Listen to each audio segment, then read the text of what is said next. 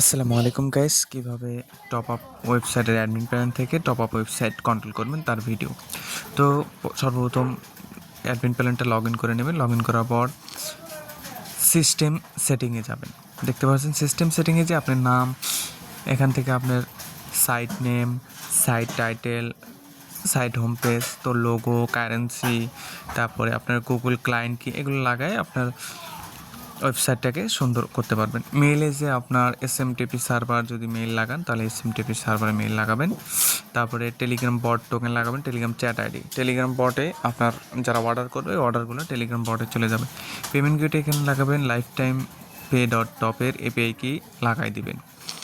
সব ইন্ডিকেশন করা আছে, মিনিমাম অ্যামাউন্ট, ম্যাক্স অ্যামাউন্ট, এগুলো সব কিছু দিয়ে দেবেন।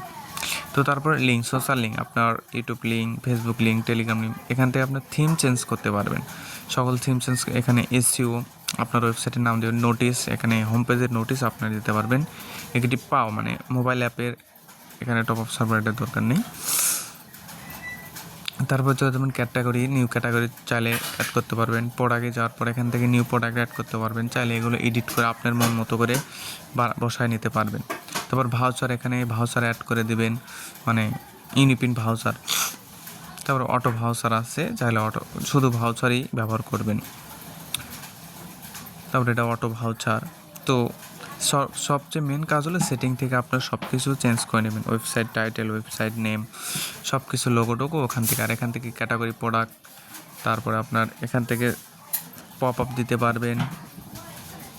এই যে মেনু পেজ, মানে এগুলো পেজের চেঞ্জ করতে পারবেন, অনেক কিছু চেঞ্জ করতে পারবেন। পপ আপ দিতে পারবেন এখান থেকে, পপ আপ নোটিফিকেশন, স্লাইডার, এখান থেকে আপনার চাইলে স্লাইডার অ্যাড করতে পারবেন, স্লাইডার ডিলিট করতে পারবেন, কিংবা এগুলো ইউজ করতে পারেন, সেটা আপনার মন মতো।